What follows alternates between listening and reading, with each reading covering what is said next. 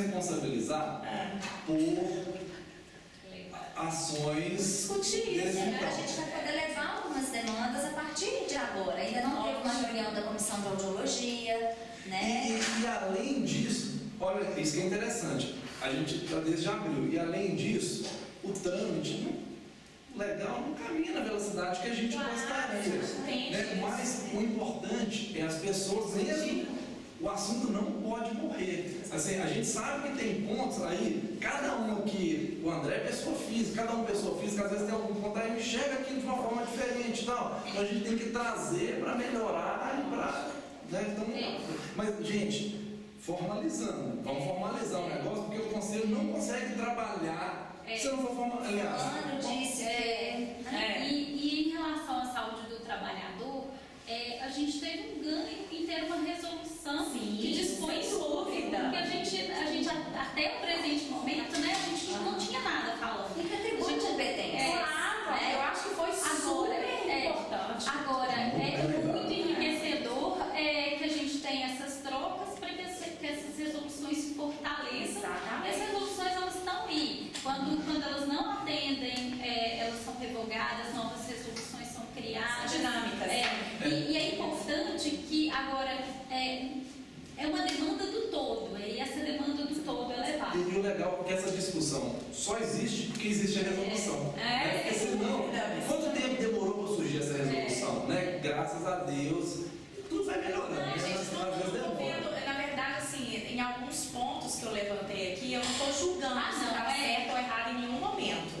Tá? Eu estou assim, eu estou querendo procedimentar. Como que isso realmente, qual que é a orientação para se fazer isso? Com relação à emissão de CAT, minha discussão é essa. Com relação à assistência técnica, eu já acho que a gente tem que rever, porque, no meu ponto de vista, eu entendo que está equivocado. Aí é interessante assim, porque a gente tem opinião de pessoas que têm profundidade de mercado também, que isso vai trazendo informação, só que aí a gente tem que eu acho que é isso, a gente precisa formalizar, sabe?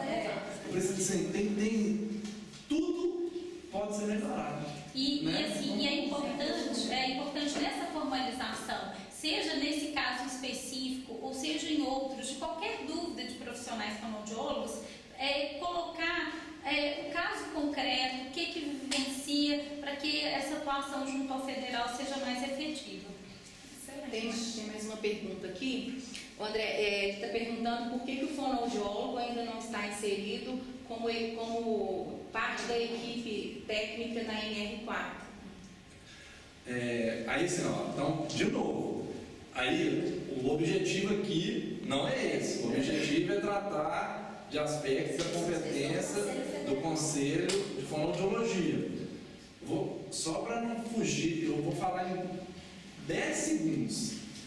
Olha aqui, a gente não acabou de falar que a resolução aqui da fonoaudiologia do trabalho acabou de nascer em 2013. Então, é um passo de cada vez.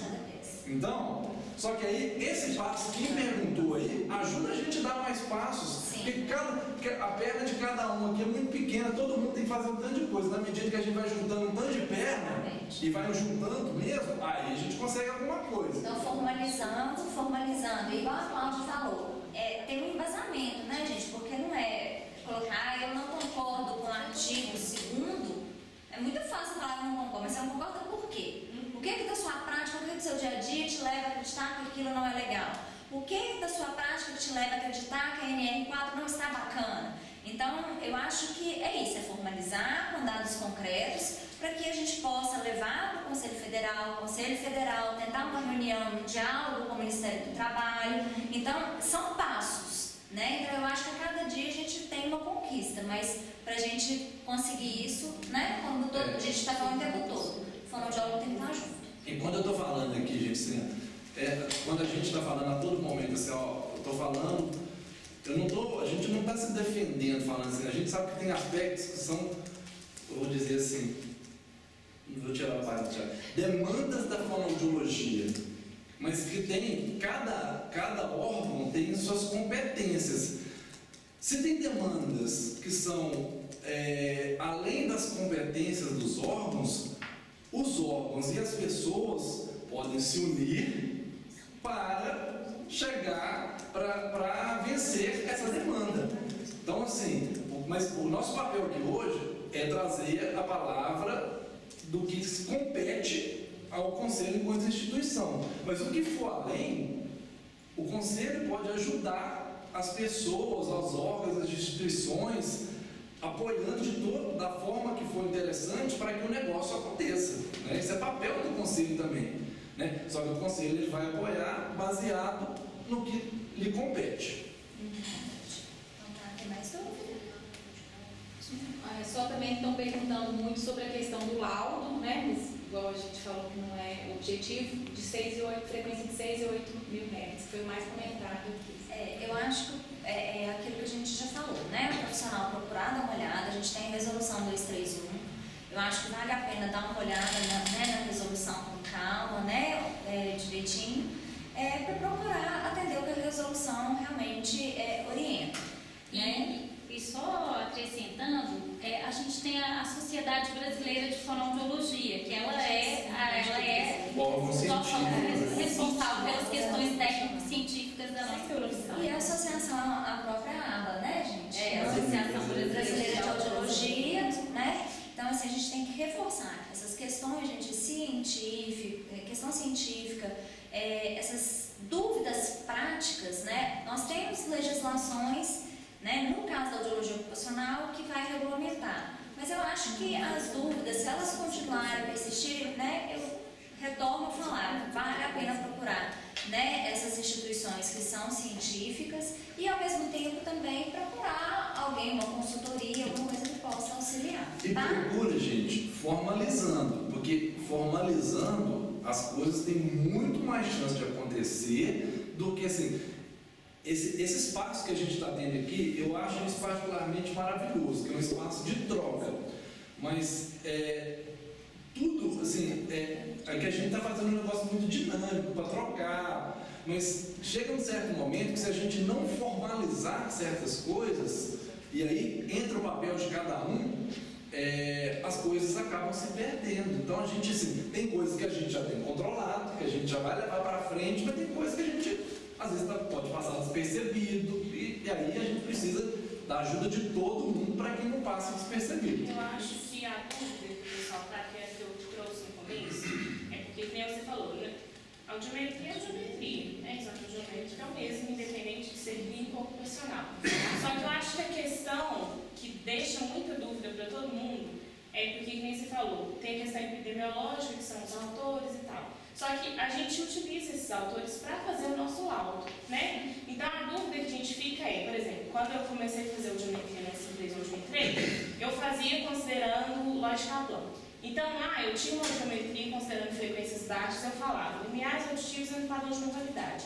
Aí, a médica do trabalho de lá veio me questionar, mas por que você colocou isso? Ele tem perda auditiva nas frequências altas? A empresa tal não vai aceitar eu comunicar que ele está com uma perda auditiva, que ele precisa de encaminhamento com otorrino. Eles não vão aceitar porque o seu laudo está colocando uma audição normal. Então, isso foi um problema para mim, e eu tive que procurar um outro autor que eu pudesse laudar de outra forma para que eles pudessem aceitar, porque na verdade era uma questão da empresa que não aceitaria. Então, eu acho que a dúvida é essa. Então, se eu falo que é uma audição normal, a empresa não vai aceitar. E aí eu preciso especificar que tem uma perda auditiva, eu não posso nem falar limiares auditivos normais e só especificar quais frequências são alteradas. Eu tenho que falar que tem uma perda auditiva para determinada empresa, entendeu? Então, acho que essa é uma dúvida que é minha e que eu acho que o pessoal voltou a falar mais nessa questão. Bom, Carol, para falar, assim, aí vamos só retomando então, legal você ter frisado. O que acontece? Qual que é a normativa que o Conselho tem para tratar disso? É a Resolução 231, que trata de laudo. E, além disso, ela tem um manual, que inclusive foi atualizado esse ano, em fevereiro desse ano. Legal. Aí, você mencionou, então, aí você tem que falar que tem perda auditiva, não é isso? Não é um dos aspectos? É isso. Sim, então legal. O fonoaudiólogo, ele tem, através da resolução, essa competência e essa atribuição de legal de estabelecer essa definição, esse laudo audiológico. Como definir o laudo? Tá? Na resolução resolução está mencionado como definir. Só que existem outros aspectos, porque aí isso a gente está falando da nossa resolução. Só que aí, só vou para tentar chegar onde você está falando, você citou da médica do trabalho. Aí quando você falou da médica do trabalho, saiu um pouquinho da competência do fonoaudiólogo, mas a gente vai falar assim, beleza, mas isso me interessa também, porque essa é a minha realidade. Aí a gente já dá um pulo, um salto de legislação. Aí nesse caso específico, a gente entra na legislação trabalhista. E aí na legislação trabalhista tem outros aspectos que devem ser analisados, que aí tem outras responsabilidades de acordo com o tipo de etapa que você está no processo de diagnóstico. Então, assim, o negócio é um negócio complexo mesmo, que não é numa conversa desse tipo que a gente vai conseguir solucionar todas as dúvidas. A gente não tem essa mínima pretensão. O papel aqui é solucionar todas as dúvidas que estão dentro da área de competência do Conselho Federal, e essas dúvidas técnicas que extrapolam um pouco o que está na resolução, mas tem total interface com o que o fonoaudiólogo tem na sua atuação, aí isso aí é papel do fonoaudiólogo buscar através de sociedades científicas, consultorias, curso de aprimoramento, especialização, de extensão. As meninas devem ficar bravas comigo, assim, que às vezes eu estou falando até demais aqui, mas é porque não é o papel aqui. Então, cada coisa tem seu lugar, sabe? Senão a gente fica misturando as coisas, sabe? Então, mas eu acho que a questão do laudo, eu acho que assim, querendo ou não, a 231, ela normatiza isso no fonoaudiólogo. Então, eu acho que de uma certa forma você tem um respaldo legal. Então, no que você vai se basear. Hoje é a resolução que está em vigor para a audiologia ocupacional. Então, eu acho que isso é importante, o fonoaudiólogo ter ciência. Então, o laudo ocupacional hoje é o 231. Isso por si só é o poder de resolução. Sim. Isso aí não tem nada que barre, assim, essa é a sua resolução, né? E a 2, então a gente tem vários autores que vêm, né? E eu acho que a gente não tem uma padronização. Então, por exemplo, eu vivenciei uma questão parecida com essa, que é essa questão de limiar auditivo normal com rebaixamento e tal. Então, eu acho que o problema parte daí, de não ter essa padronização. Porque a gente tem alguém que fala que assim tá certo, limiar com perda nos graves, com perdas nos agudos. E a gente tem gente que considera perda. Então, eu realmente acho, né, que é fora daqui, isso é fora daqui, uma coisa que eu acho que tem que ser bem analisado, né, assim, estudado para ter essa padronização, porque eu realmente, depois que eu comecei a ver que tinha tanto, que eu comecei a ver que isso iria ter que ser eu que montar, sabe, queria montar o meu laudo. Como que é seu nome mesmo? Thaís. E deixa eu te contar uma notícia ruim. Assim, nunca vai ter padronização. Eu acredito também que não. Porque é o desenvolvimento técnico. A técnica, ela entra muito na interpretação de cada um. E para interpretação e para finalidade. Pode existir alguém que vai escolher algum padrão para se tornar legal. Então, por isso que o conselho fica a todo momento falando assim, qual que é o padrão legal que o conselho escolheu. Quando ele escolhe isso, ele escolhe e oficializa através de uma resolução. Mas tanto que o conselho, ele não vai falar assim, fulano e fulano de tal, o Conselho Federal de Fonoaudiologia. Eu acho que o problema, não é o problema, mas assim, o questionamento é esse, entendeu? Isso é o que eu acho muito importante, aquilo que a gente está sempre falando, a busca do fonoaudiólogo pelo conhecimento, né? Procurar mais a sociedade, a aba. Eu acho que essas discussões são muito enriquecedoras. Eu acho que dentro, né, dos encontros internacionais de audiologia, né, eu acho que essa vivência do fonoaudiólogo tem que levar. Muitas vezes essas discussões elas são tão enriquecedoras porque, quem sabe, isso não pode ser padronizado. Né? Então eu acho que mais uma vez é um engajamento do fonoaudiólogo. Né? A questão do conhecimento, que no meu caso funcionou. Eu fui correr atrás e descobri um que se enquadrava para aquela situação. Né?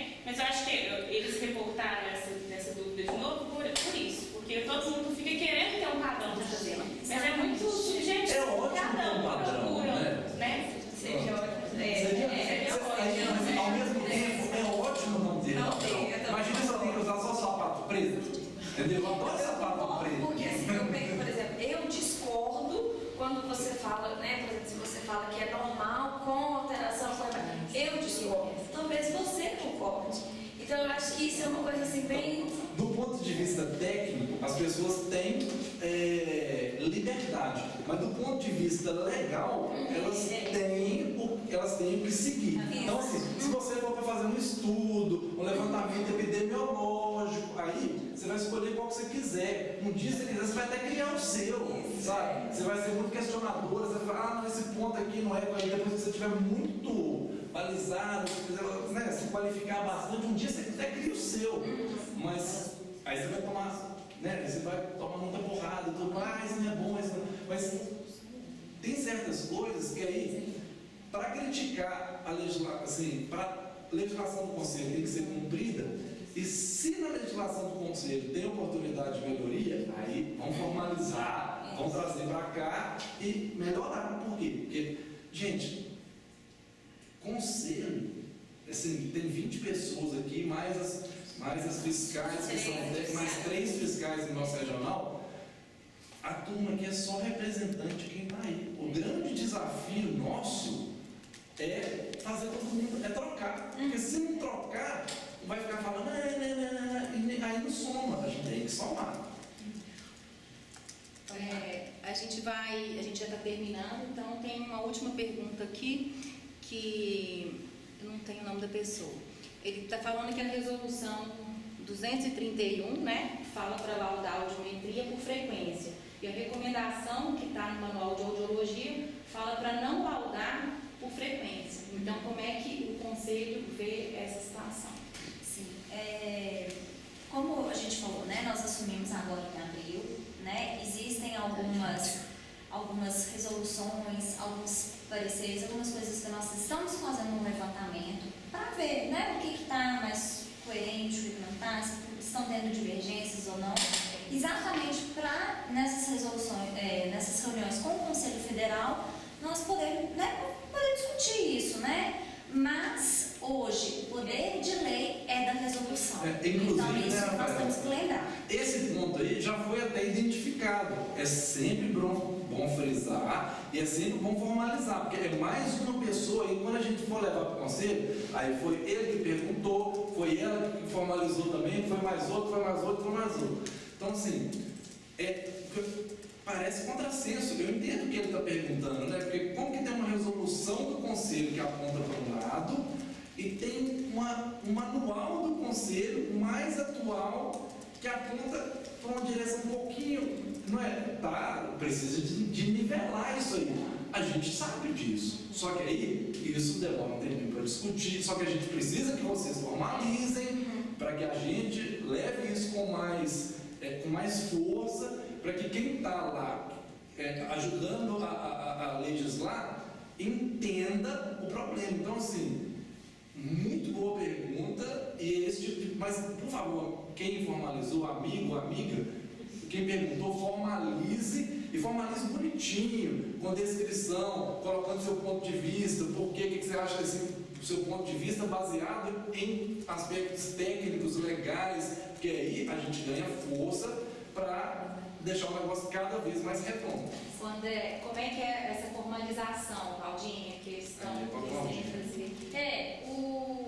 Pode estar ligando, e aí a gente vai estar orientando o e-mail, vai estar orientando, porque assim, eu falo assim, quando eu falo formalizar, é importante formalizar, ter o concreto mesmo, escrito ali. Mas às vezes a pessoa tem dificuldade em como formalizar, pode estar entrando em contato por telefone, pedir para falar no setor de fiscalização, e aí a gente vai estar direcionando. Ou pode estar enviando por e-mail. Pode enviar um e-mail, pode enviar por correspondência mesmo, né? Às vezes a pessoa prefere formalizar dessa forma, né? E uma coisa importante, gente, o que chega pra gente, normalmente a gente não fica, as pessoas muitas vezes têm a preocupação